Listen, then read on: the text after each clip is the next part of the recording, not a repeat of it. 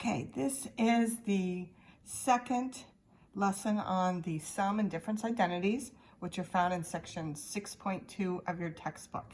The first lesson was on March 12th in class before spring break. All right, so just a quick recap. There are 6 sum and difference identities. There are 2 for sine. Right? One is the sum of the sine of 2 angles, a plus b, and one is the difference, the sine of a difference, a minus b. Right? There are 2 formulas for cosine. Again, cosine of a sum and cosine of a difference. And there are 2 formulas for tangent. Okay, the tangent of a sum and the tangent of a difference. And these are found in the textbook. The problem that we would like to work out today is a very common problem that uses these formulas or identities. So here's the actual question. Find the exact value of the sine of alpha plus beta if the sine of alpha is equal to negative 1/2, and the cosine of beta is equal to negative 1/5. And the terminal side of alpha lies in quadrant 3, and the terminal side of beta lies in quadrant 2. Okay, the main question is finding the exact value of the sine of alpha plus beta. So you're going to want to use the identity for that, the sine of a sum. All right, so using the formula, the sine of a sum is equal to the sine of the first angle times the cosine of the second angle plus the cosine of the first angle times the sine of the second angle. What you'll need to do is find those 4 values. Right? You multiply these 2 together, you multiply these 2 together, and then you'll be adding. So you'll need to know what the sine of alpha is to start.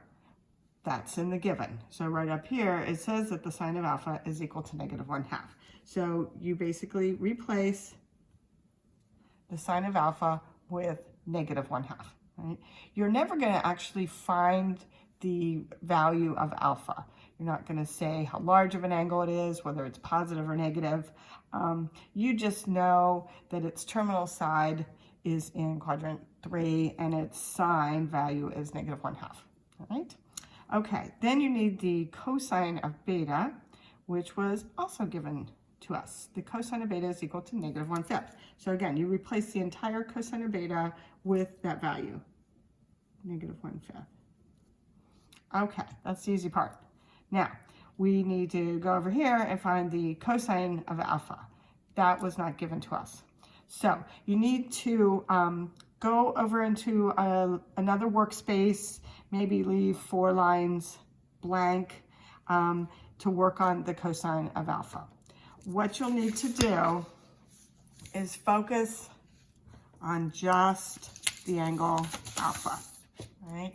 What you know about it and everything else. What is given to us is that its terminal side is in quadrant 3 and that the sine of alpha is equal to negative 1/2, right? And then what we're trying to do is find the cosine of alpha, okay? All right, so this goes back to things we've learned before. You need to draw a reference triangle with a reference angle for alpha. So just a rough sketch will do.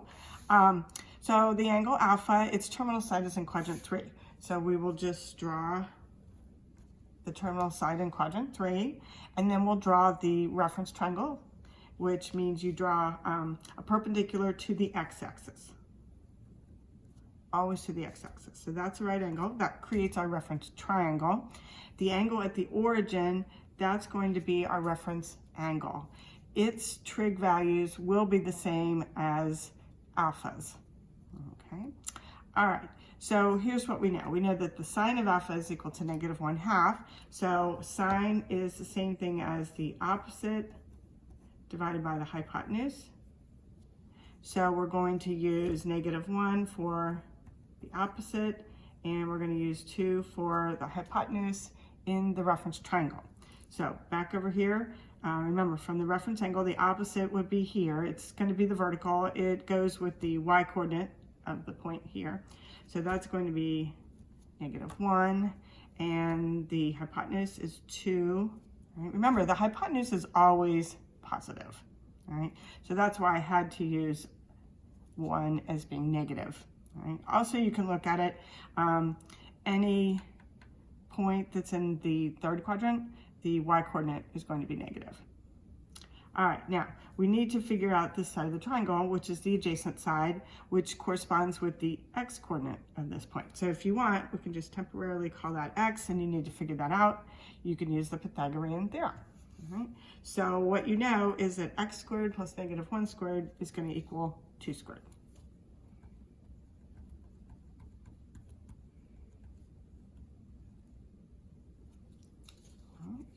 Okay, so we'll do a little work with that. So that means that x squared plus 1 is equal to 4. Subtracting 1, we'll know that x squared is equal to 3. And then using square roots, we know that x could be positive or negative square root of 3. All right? You need to consider the plus or minus, and it's the quadrant that will always tell you whether it's supposed to be positive or negative. So in this case, since our angle is in quadrant 3, the x-coordinates, just like the y-coordinates, are negative. So our x is going to be the negative square root of 3. Okay. All right. Now, once you get your triangle labeled, then you can find any trig value of the reference angle, which will be the same as the trig values of our alpha. So here's what we've been trying to do. We really want the cosine of alpha. So cosine is adjacent divided by hypotenuse. So that is going to be the negative square root of 3 divided by 2. All right. Okay, that's the cosine of alpha. So you have to go back to where you were originally working the problem and put that value in. So right here, the cosine of alpha, we just figured it out that that is the negative square root of 3 divided by 2. Okay. All right, one more piece of the puzzle. We need to find the sine of beta. Right? Now, beta is a different angle than alpha. So the work we were just doing for alpha, we won't use that. We have to go to a separate third little place and figure out stuff about beta. Okay, here's what we know. Beta, the terminal side is in quadrant 2, and we know that the cosine of beta is equal to -1/5. Okay, so what we're trying to do is find the sine of beta. Okay, so once again, you draw a reference triangle. Rough sketch.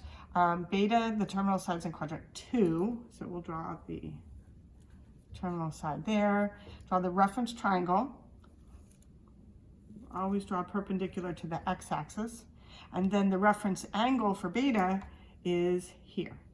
Right? It's always the angle at the origin. Okay, now for labeling the triangle, we go back to the cosine of beta is equal to -1/5. Cosine is the adjacent side divided by the hypotenuse. Okay, so we're going to be using -1 for the adjacent side and 5 for the hypotenuse. So -1 goes here. That corresponds with the x-coordinate of this point on the terminal side of the angle. And then the hypotenuse is 5. Hypotenuse is always positive. Okay, now for any point in the second quadrant, x-coordinates are negative. So that's why we've got that, okay? All right, now we need to figure out the opposite side of this triangle, which it corresponds with the y-coordinate of that point. So we'll just put y there. Okay, so again, Pythagorean theorem, we're going to know that y squared plus -1 squared is equal to 5 squared.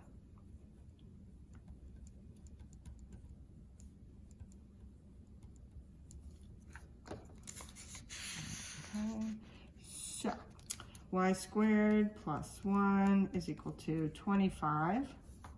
subtract 1 from both sides. Y squared is equal to 24. Using square roots, y can either be the positive or the negative square root of 24. Okay, now 24, if you break it down, has a square in it.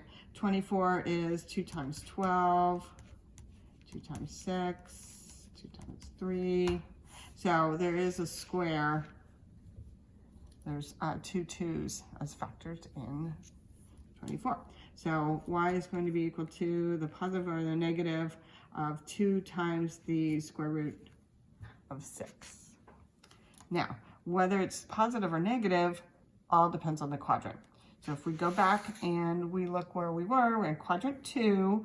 For points in quadrant 2, y coordinates are positive. So y is going to be equal to 2 times the square root of 6. Positive 2 root 6.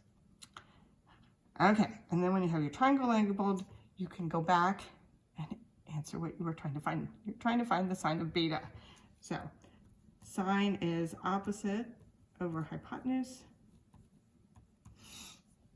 So the opposite side is 2 times the square root of 6. And then the hypotenuse is 5. Okay, so the sine value of beta works out to be a positive number, all right? Sine of quadrant 2 angles will be positive, okay? See, the cosine of the quadrant 2 angle was negative, right? So all that quadrant stuff always holds true. So now we know what the sine of beta is equal to, 2 root 6 over 5. So finally, we can go back to where we originally started the problem, and we can put that value in for the sine of beta.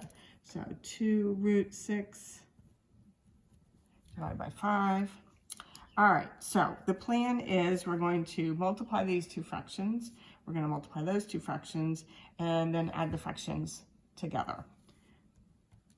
All right, so these are two negative numbers, so that'll be a positive. You could just multiply the numerators, 1 times 1, and then multiply the denominators, 2 times 5. So we're going to have 1/10. Okay, added to, now here you've got a negative times a positive, so it's going to be a negative fraction. And again, multiply the numerators, multiply the denominators. So when we multiply the square root of 3 times the square root of 6, that's going to give us the square root of 18. So you'll have 2 times the square root of 18, and 2 times 5 will be 10. All right, the square root of 18 simplifies. If you break down 18, that's 2 times 9, and 9's a square. 3 times 3. So the square root of 18 on its own is the same thing as 3 times the square root of 2. So if you have 2 times the square root of 18, that's 2 times 3 times the square root of 2, which is 6 times the square root of 2. So this numerator is right out. So we have 1/10 plus negative 6 square root of 2 over 10. These two fractions have a common denominator, so we can combine them. All right, so 1 plus negative 6 root 2 is the same thing as 1 minus 6 root 2. And that is the answer. That is the exact value of the sine of alpha plus beta.